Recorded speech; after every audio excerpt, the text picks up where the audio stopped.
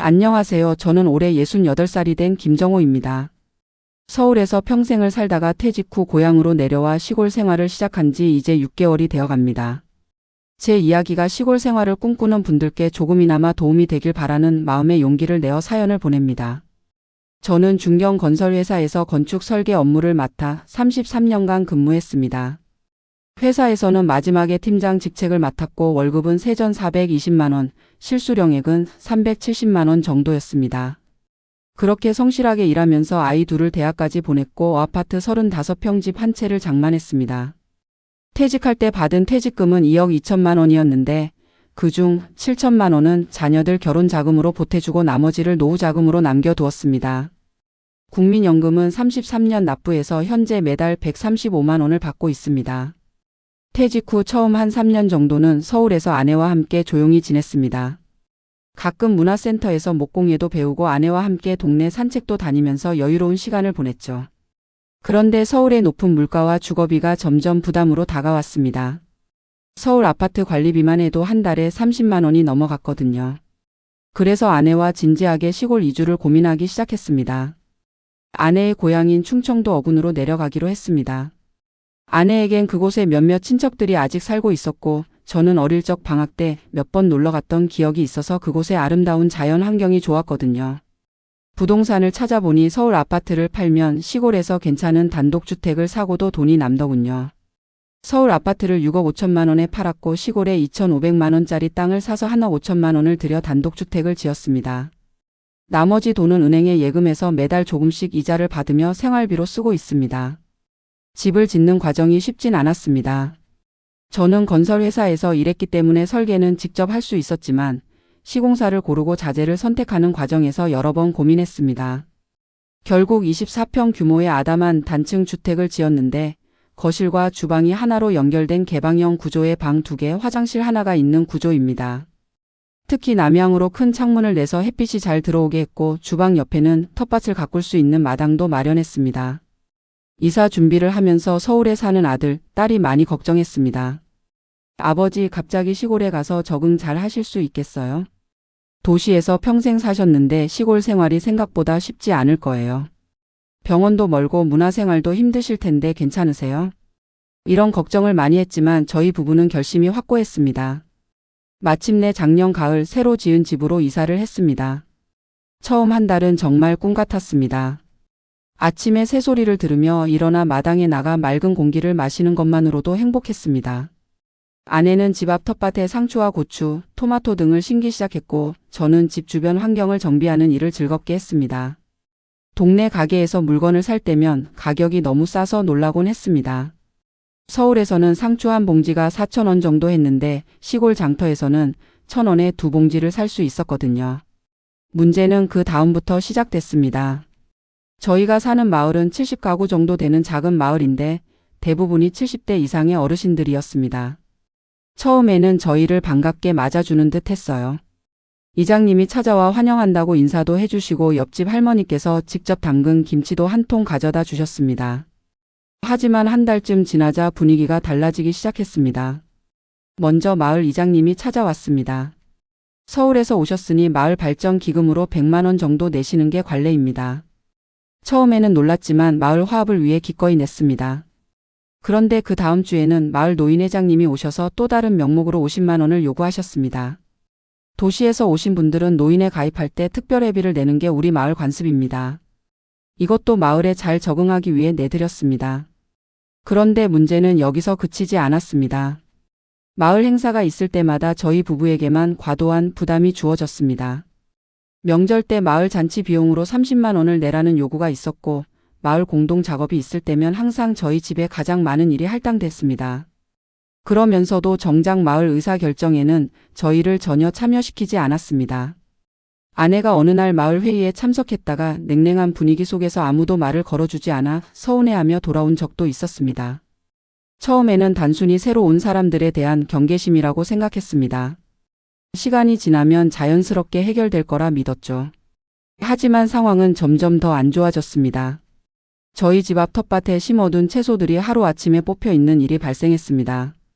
누가 그랬는지 물어볼 수도 없었고 그저 다시 심는 수밖에 없었습니다. 또 어느 날은 저희 집 담장에 쓰레기가 버려져 있기도 했습니다. 가장 당혹스러웠던 것은 마을 슈퍼에서 있었던 일입니다. 물건을 사러 갔는데 주인 할머니께서 갑자기 이렇게 말씀하셨습니다. 여기 물건은 동네 사람들한테만 파는 거예요. 도시에서 온 사람들은 읍내 대형마트에 가세요. 너무 당황스러워서 말문이 막혔습니다. 아내는 이런 상황에 많이 상처받았습니다. 특히 아내가 고향 근처라 친숙함을 기대했는데 오히려 더 서운함을 느꼈습니다. 옛날 친척들도 대부분 도시로 이주하고 몇 분 안 계셨거든요. 이런 상황이 계속되자 점점 집 밖으로 나가는 것조차 부담스러워졌습니다. 마을 사람들과 마주치면 불편한 기색이 역력했고 저희를 볼 때면 수군거리는 모습도 자주 목격했습니다. 아내는 우울증 증세가 나타나기 시작했습니다. 여보, 우리 다시 서울로 돌아갈까요? 내가 고향이라고 좋아했는데 이렇게 환영받지 못할 줄은 몰랐어요. 저도 많이 힘들었지만 쉽게 포기하고 싶지는 않았습니다. 집을 짓는데 들인 정성과 노력이 아까웠고 무엇보다 도시의 소음과 공해를 떠나 맑은 공기 속에서 여유롭게 살고 싶었던 꿈이 있었으니까요. 그러던 중 우연히 읍내에 있는 노인복지관에 들렀다가 저와 비슷한 상황에 처한 분들을 만났습니다. 퇴직 후 시골로 내려와 정착하신 분들이었는데 모두 처음에는 비슷한 경험을 했다고 합니다.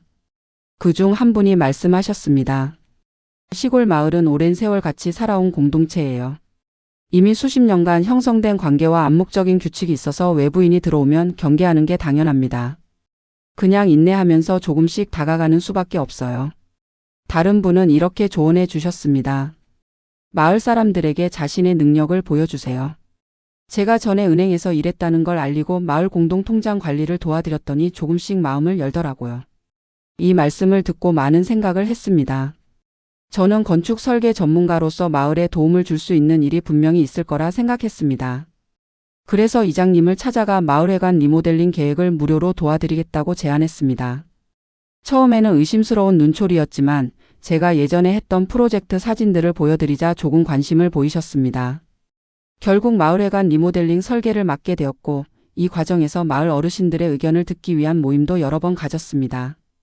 처음에는 어색했지만 점차 대화가 이어지면서 서로를 알아가기 시작했습니다.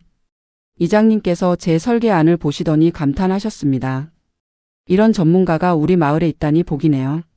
덕분에 군청의 지원금도 더 받을 수 있을 것 같습니다.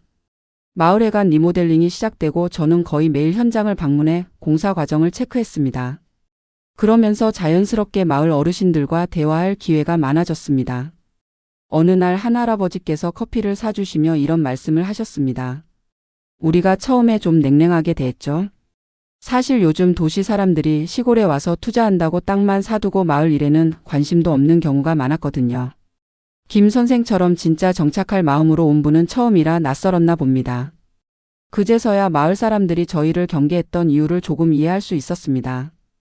요즘 시골 땅 투자 붐이 일면서 도시 사람들이 땅만 사두고 관리는 안 하거나 잠깐 와서 시끄럽게 하고 가는 경우가 많았다고 합니다. 그런 경험 때문에 도시에서 오는 사람들에 대한 불신이 있었던 거죠. 마을회관 리모델링이 완성되고 개소식 날 많은 마을 주민들이 모였습니다. 이장님께서 저를 앞으로 불러내어 감사패까지 전달해 주셨습니다. 우리 마을에 이렇게 훌륭한 재능을 가진 분이 오셔서 큰 도움을 주셨습니다. 앞으로도 마을 발전에 많은 조언 부탁드립니다. 그 순간 마을 사람들의 눈빛이 달라진 것을 느꼈습니다. 이제는 저를 외부인이 아닌 마을의 일원으로 인정해 주는 것 같았습니다.